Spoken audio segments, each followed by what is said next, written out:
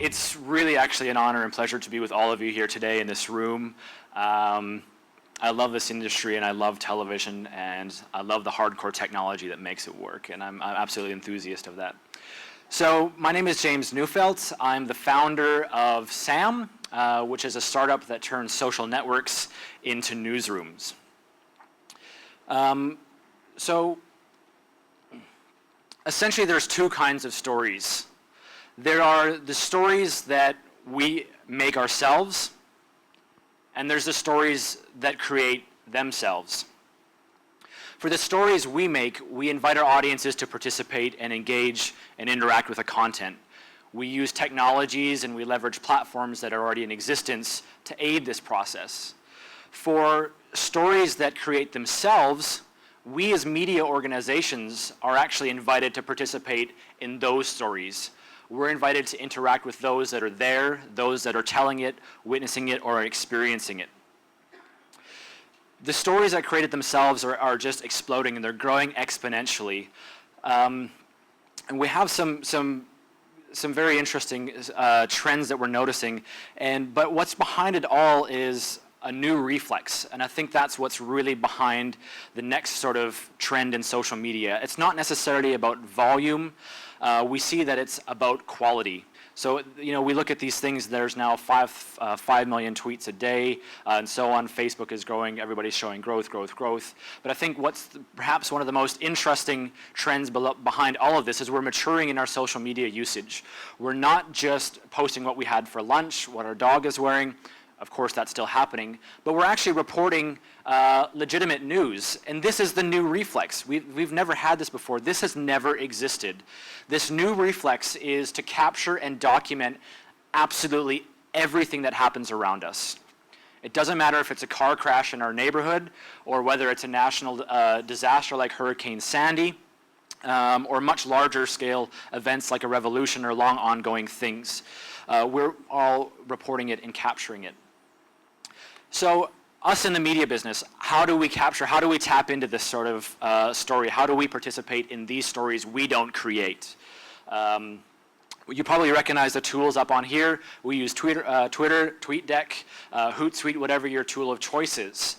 I put in my bio line on the website. I'm very frustrated with how much time we all spend on TweetDeck. Probably most of us in this room spend way too much time.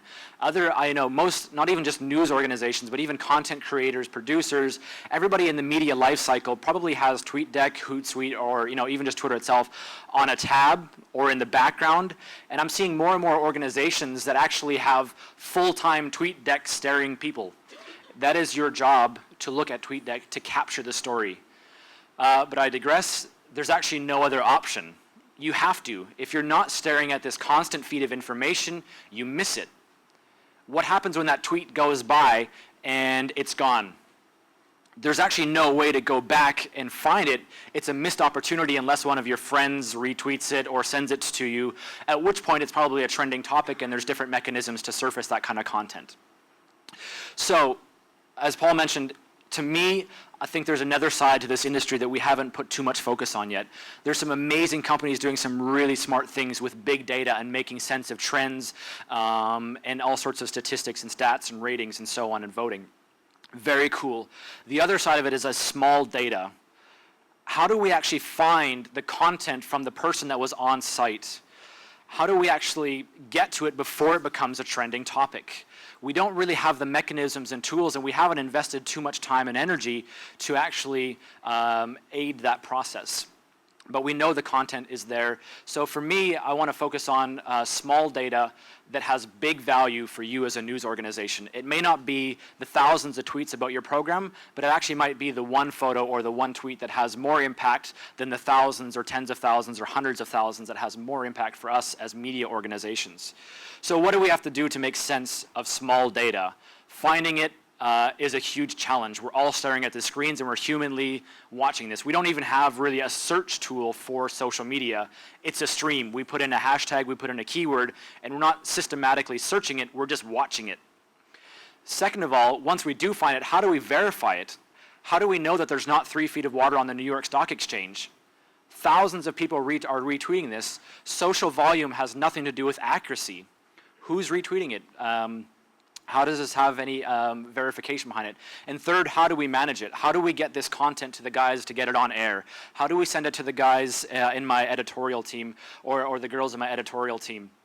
How do we work with this? Most people today, we're emailing it back and forth, creating long email threads, distribution groups, writing it down on a piece of paper, printing it to the person on air, and it's a very cumbersome way of working it compared to how much cool technology is out there.